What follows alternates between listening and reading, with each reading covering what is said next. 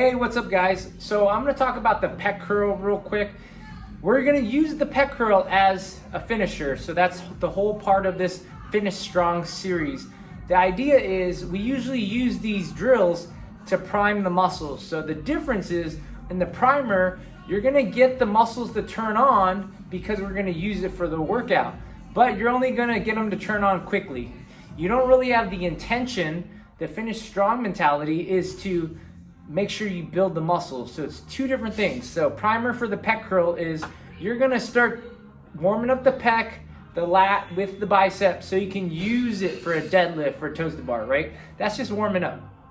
But now let's say you finish the workout, like you do snatches or you do burpees, right? Afterwards, because of high intensity, because of fatigue, you're probably gonna go back to bad habits. So let's say you finish the workout and then you're stuck here. Your trap is on fire, your shoulders are rolled forward. So this is a good way to finish strong, which is to repair and recover from this position. So if you did the pec curls now, you can really get after it versus the warm up, because you don't want to fully fatigue and blow out your pec and lat. You save that for afterwards.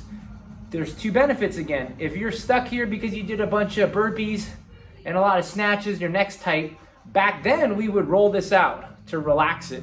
But if you don't train the muscles to be strong enough to hold good posture, even though you roll it out or stretch after that workout, you might be good for 10-15 minutes, but since there's no muscles to hold that posture in place, you start to drive and later on that day, this happens. That's why a lot of people get more injuries or more pain at the end of the night or the next day after they sleep. So the pec curl is a great exercise. It's more than just the pec though, it's just what we named it because you're also using the lat. So the quick demonstration, you're gonna flex holding a dumbbell, holding two dumbbells, but I'm gonna demonstrate using my offhand. I'm gonna hold the dumbbell the way I normally would hold it and see what happens. See how it's in my neck right now? My shoulders are forward in this bad posture position, it's very standard. We're trying to fix that. We're trying to recover from a workout. And the ultimate fix to get us out of this kind of turtle shell or shoulder forward posture is to strengthen the muscles that are gonna fix it. Holding the dumbbell, I wanna flex my pec down, using my pec to pull that shoulder. You see that starts to relax this already? I'm less bunched up in the neck, right? So that's step one, is use the pec to pull the shoulder down. Then keeping the pec on, this is the key now, keeping the pec on, I'm gonna pull my shoulder back as far as I can, so until my lats turn on.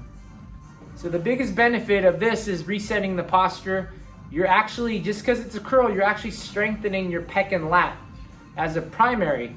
Then you do the curl to challenge those muscles, okay? So again, I'm holding the dumbbell.